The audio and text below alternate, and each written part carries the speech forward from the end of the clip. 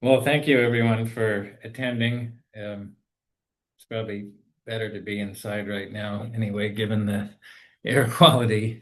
But I'm excited to share this project. It's an important project for our firm. It's an important project for the community where I live.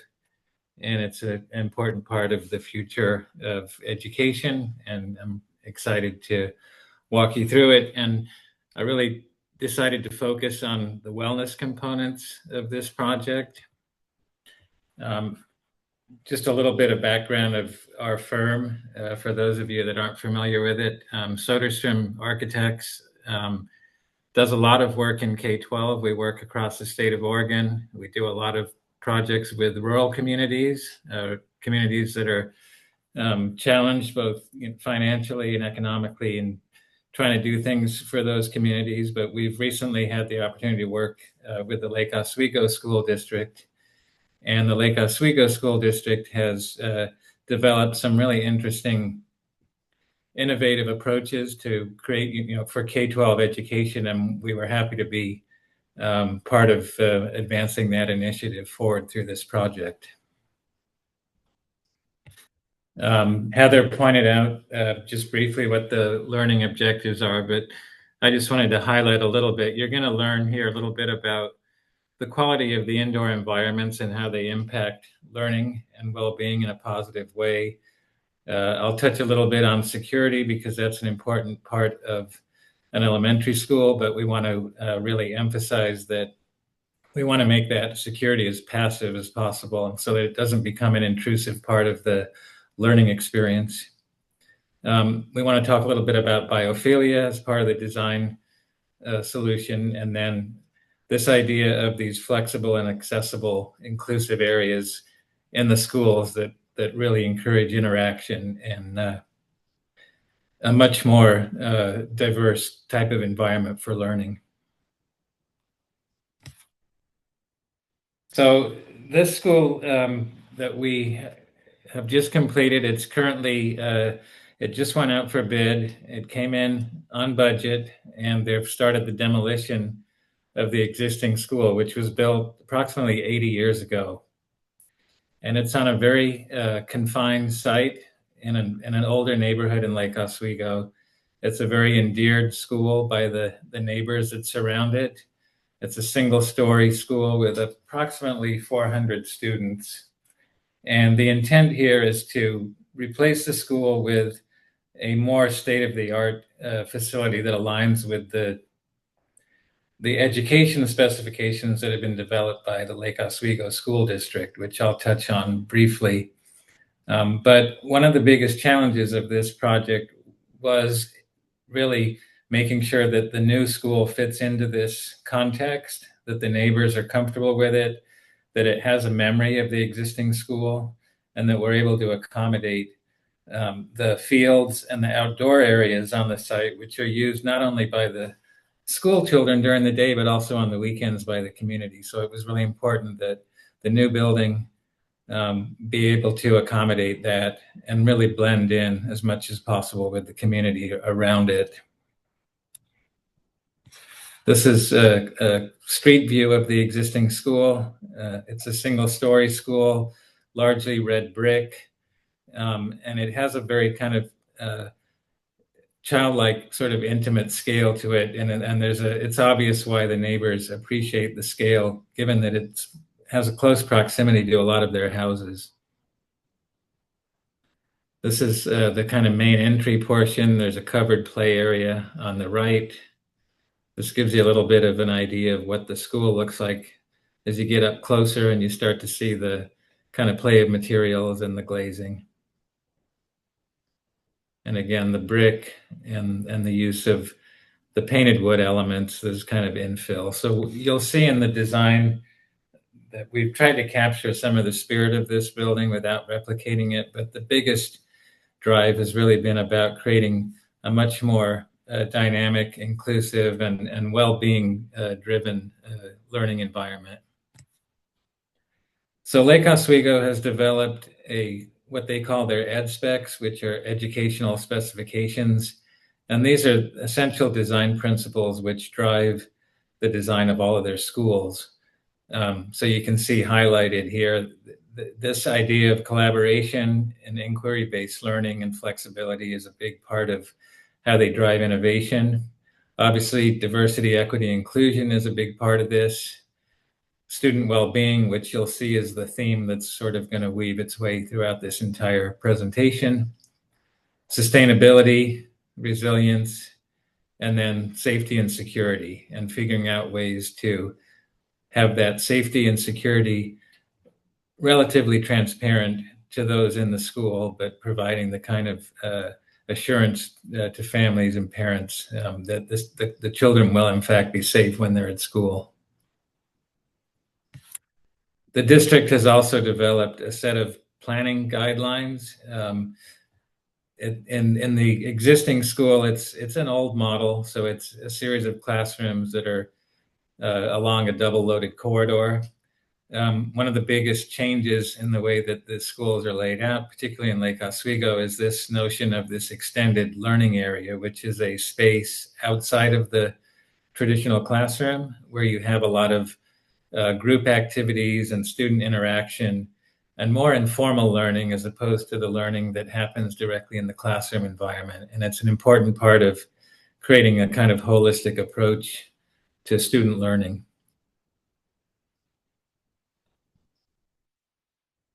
One of the biggest things that kicked off our design process was engaging with the community as much as possible. As I mentioned early on, this school that's been on this site for 80 years, there's a lot of people in the community that love the school. It has a lot of character. It's a low-scale school, and it's something that people that have lived in the neighborhood for a long time have become used to. So I think one of the biggest takeaways that we got from our engagement was that there was a desire to have things stay pretty much as they are. And obviously, we can't do just that, but we did try to respond to that through the design in order to make sure that what we were proposing was going to fit into the neighborhood and meet a lot of the concerns that were coming from the various stakeholders as a part of these engagement processes. There was concern about the building height. We're actually not increasing the volume of students significantly in this new school. The additional square footage is primarily driven by the new teaching model, which has to do with the extended learning areas and with the inclusion of a commons area, which the existing school doesn't have, so that the children have a place to have their lunch, and a larger gymnasium, and then some other additional ancillary spaces in the building that drive the overall size up from what's currently on the site.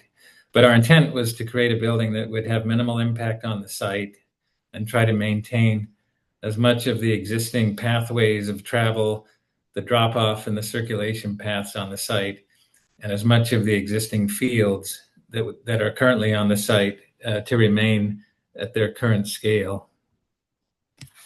And this process of engagement even went as far as looking at some of the ideas that were coming out of the children themselves in the school. And we had a very fun interactive session with them where we asked them what the school of the future might look like, and we got a whole series of drawings, and we got some really interesting ideas. And this sort of fed into a much broader way of looking at this project through the lens of a variety of people that would ultimately be users of the school, but also people that would be connected to the school because they're part of that community. And out of this, our team started very initially doing a lot of sketching. We worked as a team. We have a table in our office where we collaborate, and everyone brought ideas to the table. We were looking at a variety of ways to configure the project on the site so that we could maintain a lot of the desired entry points and drop-off configurations and the fields and all the things that I mentioned. But the biggest driver really was the site itself. And we started by analyzing the current conditions that have been in place on this site for many, many years. You can see the existing footprint of the current school on the site. And one of the things that we noticed when we visited the site during school on a school day was that when school let out in the afternoon, there was not a clear exit path of students coming out of the school. They seemed to be coming out of a whole variety of different exit points. And from a student safety and from a pickup standpoint, there's a desire in a school to have a single point of entry and a sort of controlled, highly visible access for how people come in and out of the school. So one of the things that we wanted to address in the new design was how do we create a very clear set of sight lines and a clear understanding of where your drop off is, where the students come out of the building at the end of the day, how they get to the bus drop off, and then how they get to areas where cars and vehicles are coming with parents that are picking up or dropping off their children in the morning or in the afternoon. You can see on the upper left the yellow rectangles, those represent the buses. And what we did is, because of the tightness of the site, there was a decision made by the district not to have any buses or cars in drop off actually enter the site. The intent is to use the existing roadways that surround the site. So you can see that you've got cars dropping off on the south side at the main entry, and then you have buses on the north side. And when we created our site strategy, we essentially had maintained those two entry drop-off points and reinforced those so that you have bus drop-off continuing on the north and the primary vehicular drop-off on the south. And students entering at those 2 points convene at the commons, so there's a clear arrival sequence, and the staff and the teachers can see where the students are when they come in directly in the morning. We also organize the site by what we call the focus zone and an active zone. The active zone is where the existing fields are currently located. We wanted to maintain those open spaces as much as possible, given their connection and relationship to the surrounding community. And we wanted to organize the building so that there was a clear delineation between the focus zones, which contain classrooms and the library and the innovation lab, and the more the more focused quiet spaces, if you will, versus the active zone, which has the commons where students are having their lunch. It has the music studio, it has the stage, it has the outdoor play area and the gymnasium, and then ultimately the playgrounds and the fields that are outside. So you've got a kind of dichotomy of the two, and there's a separation that's been intentionally created so that you don't get distractions for kids when they're in their classrooms, when there's activity happening outside. So this represents the footprint of the new school. You can see that the actual footprint is quite a bit smaller than the existing school. And we did that by creating a 2-story building. Now, there was some controversy with the community when they heard it was a 2-story building. And so the design team has made every effort to reduce the mass of the building and create a building that still feels very similar in scale to what's on the site now, but manages the 2 stories that are needed in order to accommodate this program on the site without taking away too many of the outdoor amenities that the neighborhood really enjoys having on this site. So this is essentially how the site is organized. You can see that the orange arrow there represents the pickup and drop-off corridor. So you've got main drop-off for cars on the south, and you've got the main drop-off for buses on the north, and those convene at the center of the project. And then to the right, you've got outdoor play areas, the fields, and then you've got a parking lot that's off-street that's primarily for some of the faculty members and also some visitors that are coming on site. And this is the developed site plan. You can see on the far left, as the site sort of forms a triangular shape, we have a garden space.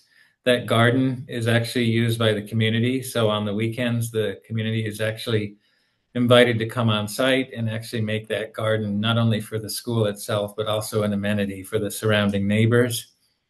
We have a central courtyard that brings daylight into the interior spaces of the school and provides an opportunity for an outdoor classroom that would be used throughout the day when the weather supports that. And then off to the right, you can see covered play areas, outdoor play, and the fields.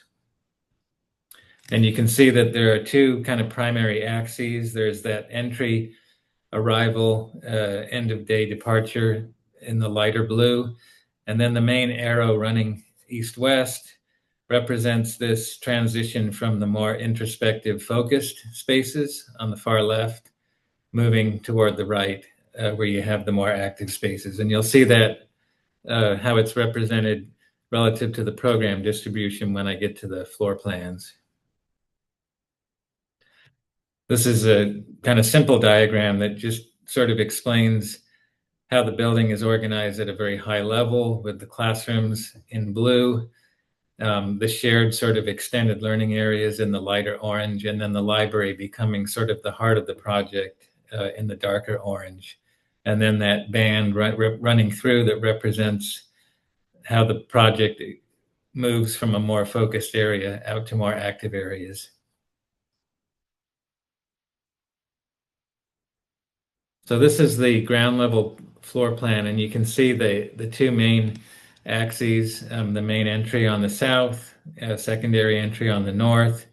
And at the intersection of those two lines is the commons area, which has a variety of folding tables and movable tables. That becomes their dining area during the day. And then when they have events and they have performances and so forth on the stage, that furniture can be reconfigured.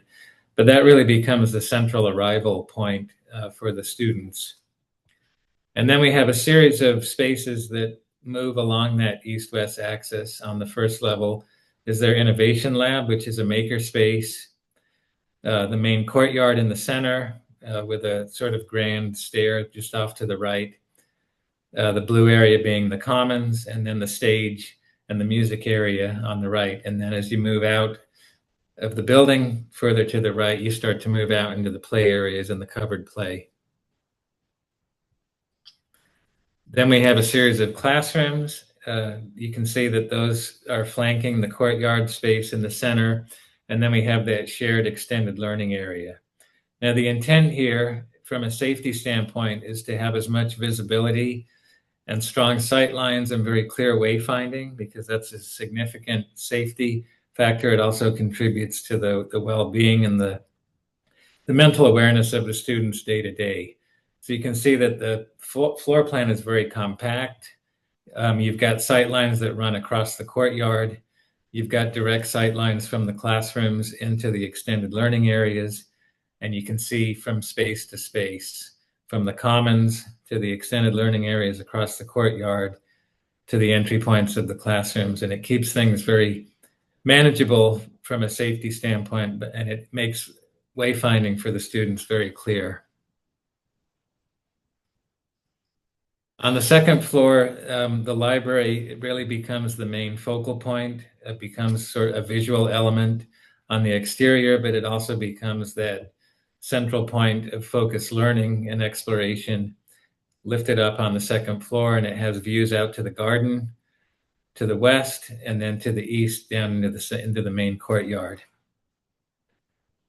And then again, we have classrooms on opposite sides, and then that extended learning area wrapping around that stitches it all together.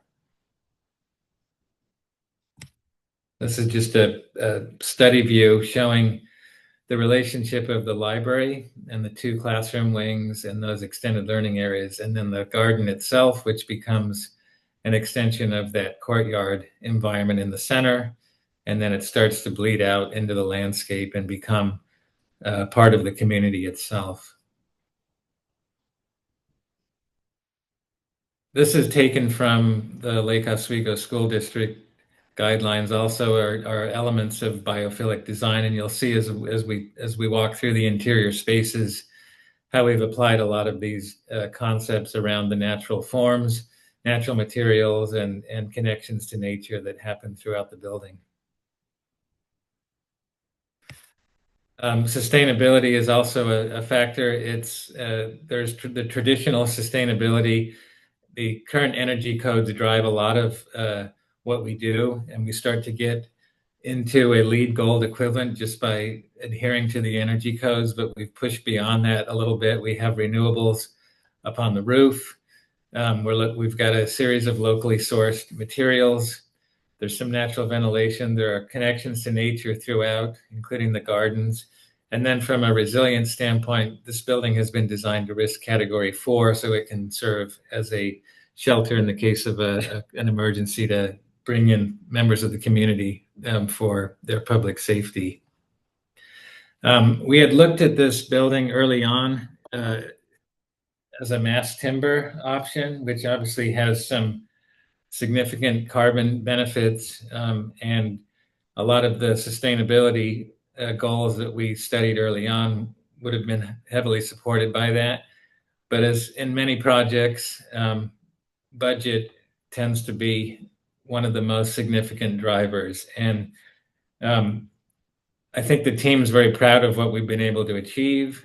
We were not able to get mass timber in the building. In fact, the building is a fairly conventional wood-framed, stick frame building, if you will. And we've done everything we can in the design so that we can elevate the experience beyond what you might see in a traditional stick frame building. So I want to shift now to really what this project is about, and it's about creating well-being. It's about enhancing the student experience, and it's about creating a place of wonder. It's about creating a place of connection and discovery. And the reason that we created these set of principles to guide our design was really based around this idea of a journey. And so we developed 5 principles, which we thought would give us inspiration in terms of how we can create interior spaces and exterior spaces that enhance well-being on a day-to-day basis.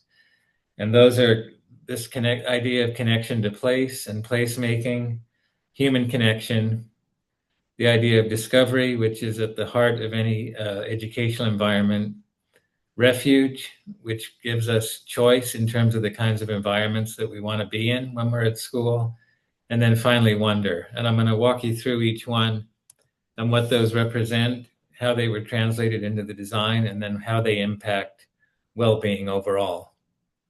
So we started with place, and as I mentioned very early on, the connection to the community, the idea that this new school would in many ways reflect what is sort of the collective memory of the existing school, this idea of this sense of belonging, this idea of how that creates a sense of calm, a sense of understanding, because you understand something. It's not something new and jarring to the neighborhood. And also the environment itself. This is a fairly heavily wooded area.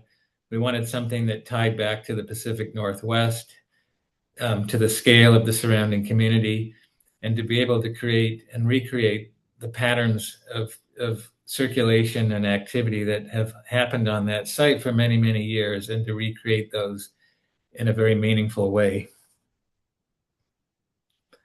This is, again, an image of the existing school, which we looked at a lot, both on the exterior and the interior, to look for points of inspiration.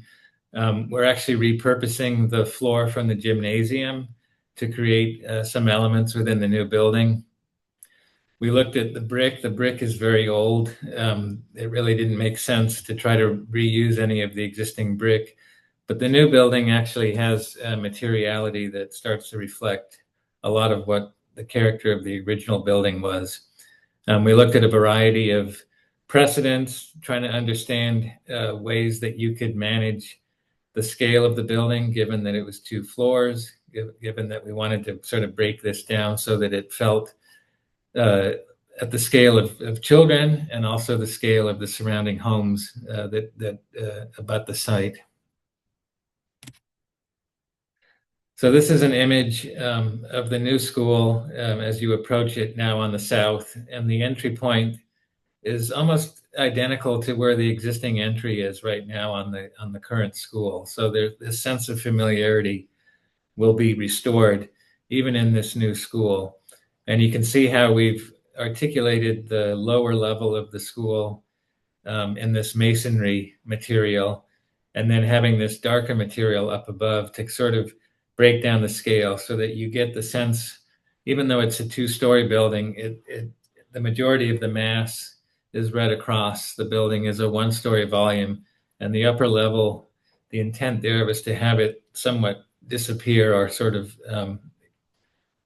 vanish into the sky as you move up visually from the base of the building to the top. This is a view from the west. This is the outdoor garden, again, shared by the community. And you can see that at the center of this is the library, really celebrating that as the point of discovery for children, and a real clear sort of iconic element for the community that would identify not only the school, but the library as its kind of symbolic heart. And then along the edges, the school building starts to break down a little bit in terms of its scale. And you'll see when we go into the classroom interiors and plans that there's some elements of the classrooms that have these special reading nooks, and those start to become articulated on the exterior. So you start to get a little bit more of the scale of the surrounding houses rather than having a very long, undifferentiated linear building.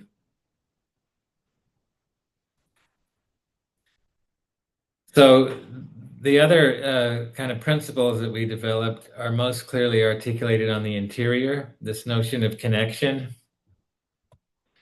And there's actually, if you look at this idea of creating space around the idea of connections, there's a lot of research that shows the relationship between deregulating stress, increasing your psychological capacity to learn. That's connected to wayfinding. This idea of these informal, what they call bump-in zones, where you have these kind of chance encounters where students can interact outside of the classroom. There are a lot of factors that when you look at these spaces, they really do start to create an overall sense of place and sense of connection. And obviously that can be very positive in terms of your mental and physical well-being. And that starts at the entry to the building. So this is where you're entering the building, and you've got that main reception area off to the right. And as you come in, you're already starting to see very clear sight lines into the school. You can see just a bit of a glimpse of the main stair there, which is a real critical point of connection for the entire school, where all the students come together. It's where all the students convene first thing in the morning, and it's the distribution point where students then move out to their individual classrooms.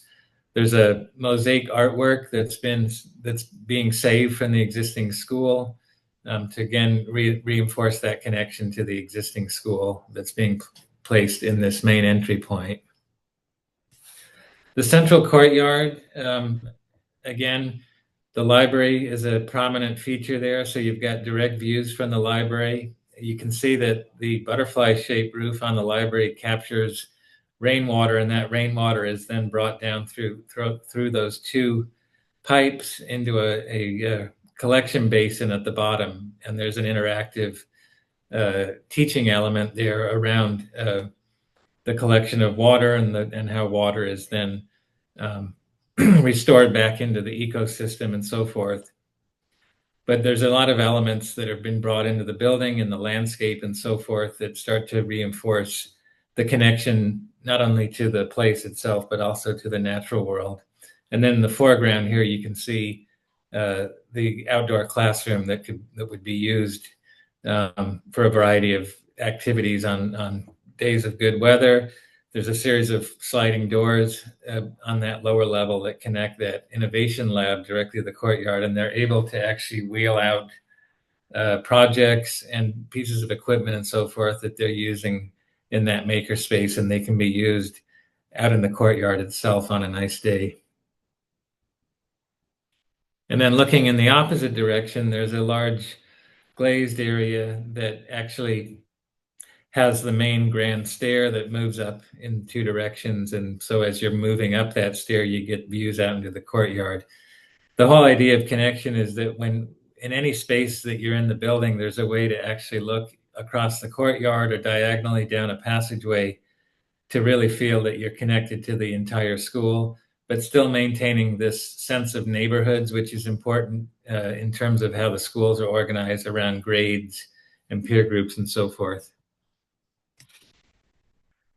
This is looking now from the main stair. There's a kind of informal seating area under the stair, and then the stair goes up and brings you up to the two wings on the opposite sides. And you can see here from this vantage point, and at this point, directly behind would be the commons area where the lunch area is and the activities that are centered around the stage happen.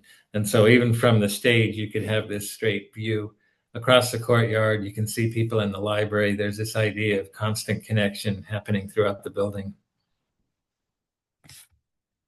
This is a view of the commons. You can see the stair beyond. There's a bridge spanning across the commons area that allows views down into the commons. And then if you look down in the opposite direction, you're seeing activity down in the courtyard.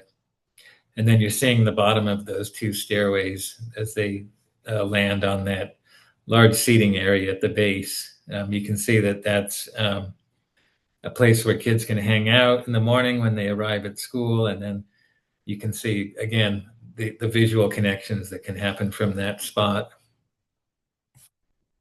And then on the opposite end of that, you come outside, and we've created a covered area, which is something that every school in Oregon has, given the weather, places where kids can be outside, but still protected from the rain. The next sort of driver was this idea of discovery. And we, again, looked at how places that encourage discovery can contribute to your well-being. Again, there's a lot of similarities with connection, but there's a there's a heightened sense of engagement that happens when you create these discovery spaces. They impact your stress, they lower your stress, they lower your anxiety. They really do encourage types of interaction that happen in places that aren't just the typical classroom, but the other sort of in-between spaces and the unique spaces that can be distributed throughout a school.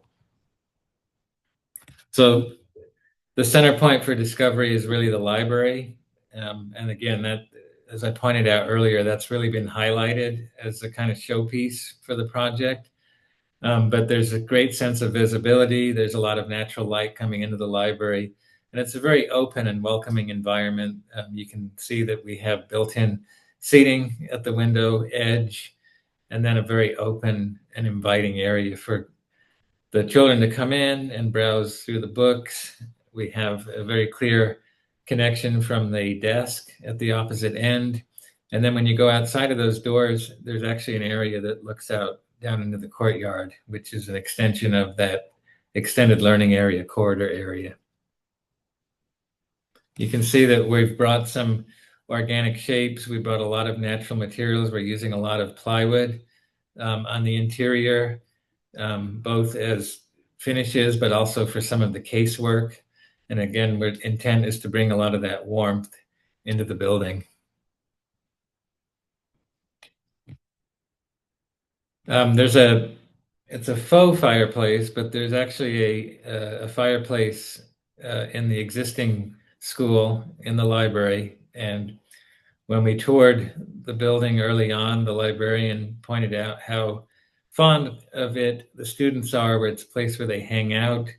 And we wanted to recreate something that spoke to that, the memory of that in the existing school. So we introduced this little nook that has an area for books, but also a place where you can sit on the floor, and they can have reading sessions for kids. And it provides a little bit more of a sheltered, intimate area within the larger library environment. We also extended these ideas to the classroom itself. Traditional classroom is essentially a rectangle with desks in it, and the teacher kind of at the focal point. And there's a lot more group learning that happens now in elementary school, and there's also a need to respond to diverse learning types. And so, in addition to just having the open area, we've created this corner reading nook, which provides an opportunity to have smaller group activities happen within the classroom. It's a little bit more protected, but it has a clear sight line from the teacher's desk. And as you can see in the diagram on the left, there's a clear sight line from the teacher's desk to the extended learning area, where they can actually see what's happening out in the larger corridor, where they're having a lot of group activities and more informal learning activities. At the same time, we've actually created it so that the students that are at their desks don't have a direct view into the extended learning area, because it can be very distracting. So we're trying to balance this level of visual connection, but also being able to manage the level of distraction that was pointed out very clearly to us by the teachers that were part of our stakeholder groups. So we tried to find a balance between the two. And so here's a view inside the classroom. You can see the teacher's desk, and you can see on the directly ahead here is that small, more intimate reading nook that has a sort of implied rug on the floor, and there's a little bench seat in there.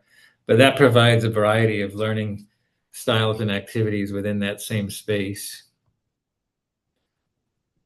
And then a view looking across. This is sort of the main portion of the classroom. We've got a lot of windows that come up to the ceiling, and then we've got the warm wooden casework on the left to create that kind of welcoming environment, and then the strong visual connections to nature outside. We also explored this idea of wonder and how that would translate into spaces inside the building, and how the introduction of those spaces would play into this overall notion of elevating the well-being of all that inhabit the building. Again, many similar things: reducing stress, calming the nervous system, restoring mental focus, and really inspiring. You know, there's something very inherent to your childhood experience, where you're drawn to spaces that are not necessarily your typical spaces. And so we, in our early exploration, we shared a lot of imagery around, you see the space on the left, but similar spaces that aren't necessarily emulated literally, but become the point of reference for things in the school, where it's not just your typical space, but it's something special. It's a place where you actually can expand your imagination a bit. And that really started at this kind of main stair, that the stair was more than just a place to go from the ground level to the upper level, but it was a place where people could hang out. It's a place where you could sit and interact with other classmates. It's a place where you can get views out to the courtyard. It really does become this main area of activity that's kind of at the intersection of all of the main circulation paths.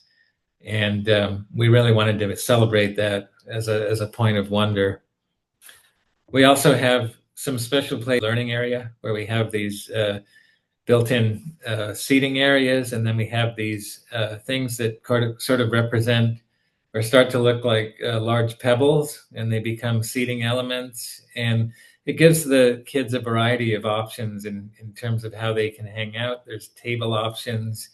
You can curl up on that window seat. You can sit on the rocks. There's a variety of things, but it really is about creating choice and a sense of variety and wonder. And then we have another one of those that is just outside of the main library entry that looks down into the courtyard. You can get lots of visual connections to a variety of places in the school, and then you can really have a lot of options of how you enjoy this seating environment, whether you want to be more connected to the outside or focused on passersby as they move throughout the corridors in the building. And then finally, this idea of refuge.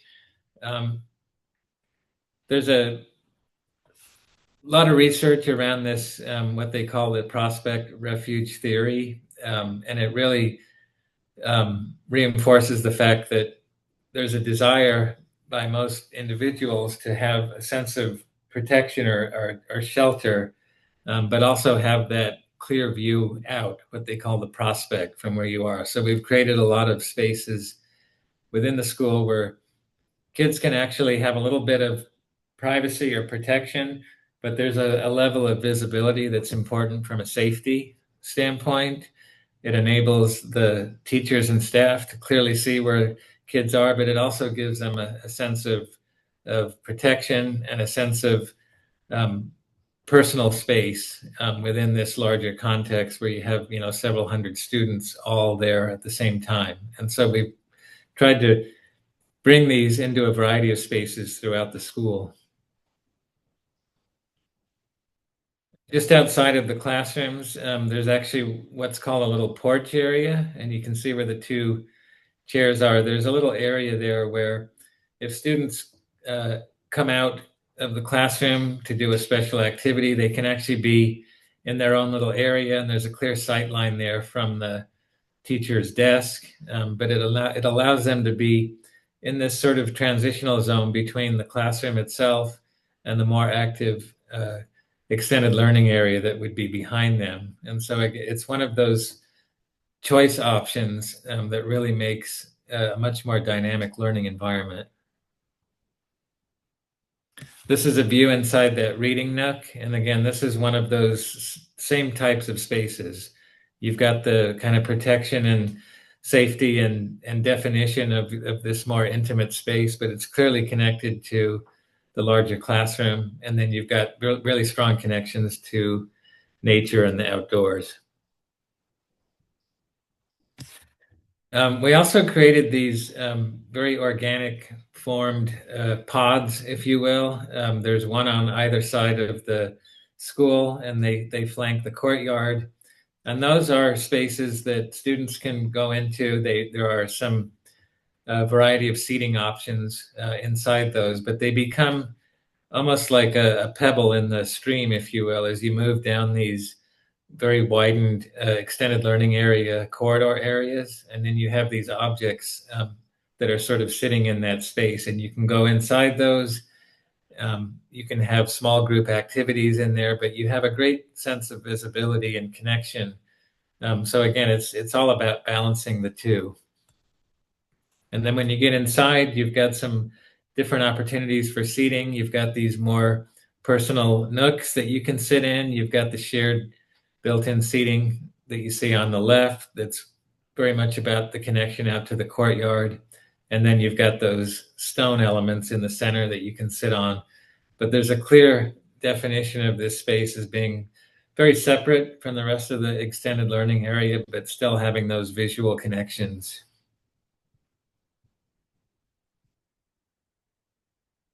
And even in the main waiting area too, off the main lobby, you've got places where parents can sit, but also if the parents are there and they're having a meeting and their student is involved, there's little areas in there where they can tuck away so that they have a little bit more privacy, but still there are those strong visual connections that are really important.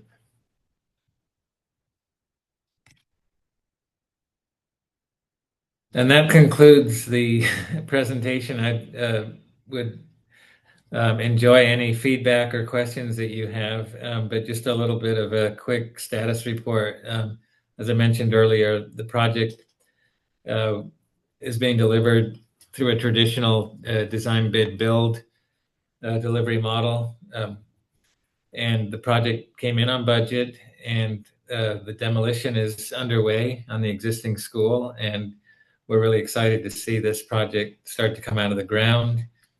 and we hope that it meets the expectations of the school district. And as a resident of Lake Oswego, I'm pretty excited to see this new school become an important part of our community. And on that, I'll open it up for any questions or thoughts.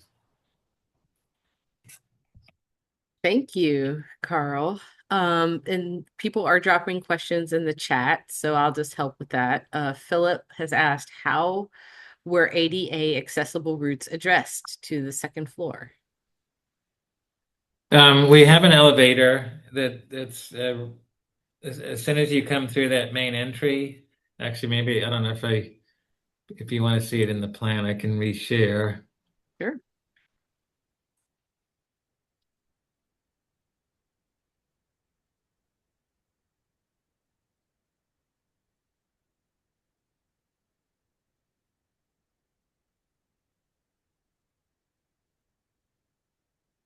We don't see the screen yet, just so you know. Okay, just give me 1 second. Okay.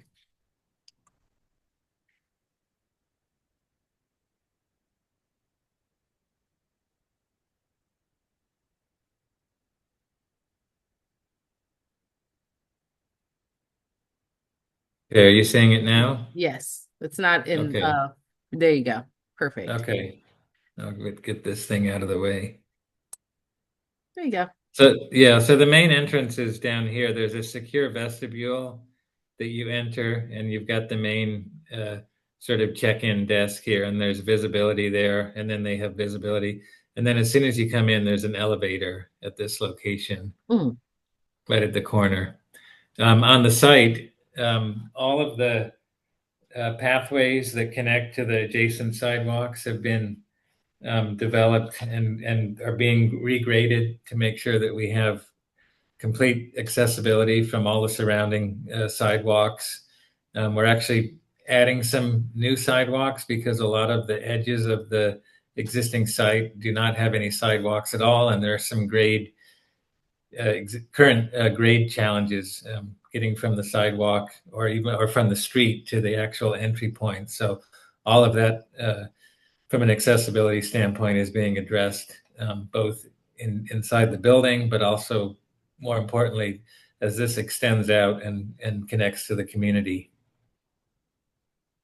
Thank you. Then he said thank you. So good. He answered the question. We also have a question from Niru. What are the stone elements in the pods made of? The pods themselves, they're relatively simple, although it was a bit of a uh, challenge from a documentation standpoint to make sure that when you're going out for bid, you never know who you're going to get building these things. So we wanted to be very, very detailed in terms of how we describe the way that those are constructed. We want to make sure that they both came out the same way since there are two of them. But they're relatively simple. They're wood framed, stud wood framed, and then the plywood is actually bent around those arcs. So we have that plywood both on the interior or on the exterior, and then we have curved chipboard on the interior. We've also created a reveal at the base and a reveal at the ceiling so that that pod feels like it's actually floating within the space. And the intent there is to have it feel less like a wall and more like an object that's kind of floating in the space. The pebbles that you see are actually a furniture product that is being brought in. I forget the exact name of the manufacturer, but they're designed so that they're very kid friendly. They're not something that people are going to hurt themselves on. They're a little bit softer than they look in the renderings.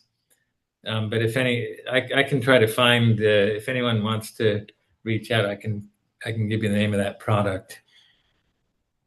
And then from Kirk here, let's see, get to him first. We have well, first of all, Nero said, thank you. Love the design, how the outdoor elements are brought indoors, how the old building elements are incorporated to bring in familiarity to the users and taking into considerations the community input. So beautiful project. Okay. And Kirk has asked, comment further on the risk category 4 decision and the design solutions. Terrific project. Thank you. Well, the risk category four, the reason that the risk category four was arrived, I mean, the risk category five means uh, quite a bit of additional cost in terms of the structural integrity of the building. The building is a wood frame building. There's some steel in the building at certain areas, like the gymnasium and so forth. But the engineering of the building has been designed around risk category four. So there is a slight premium associated with that, but the benefit is that the building is intended to be operational and standing, during a major event. And you've got large spaces in the building, like the gymnasium, that could be used as a emergency operations and a shelter for people in the community. So that's an important decision that the district is committed to, and that cost felt that that was something that a cost that needed to be factored into our overall budget. That's amazing to hear. Just as an aside, something that AIA Oregon has been working on for years is exactly that, asking our legislators to pass laws that require schools to be built to that levels for Mm-hmm. for just, moderate additional investment, not all the way to, you said, like risk category five, but just for a moderate investment, you can really prepare a community to remain resilient and come back quicker after any incident occurs. So I really appreciate that. It makes me want to write Lake Oswego a thank you letter.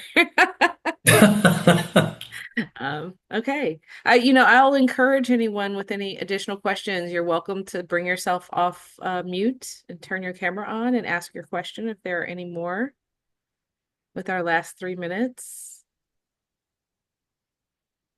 And if not, I will just say thank you very much. I think this was an amazing presentation, and I'm very excited. That last bit that you just told me, like I said, makes me want to write a thank you note. And I wish more we could maybe like bottle up their their understanding and spread it around, because that's really quite progressive and thoughtful. I appreciate it. Well, Thank thank you, Heather, for having me the opportunity to do this, and I appreciate everyone for showing up and appreciate the questions. All right, everybody, have a great evening. Thank you so much, Carl. Thank you. Bye bye.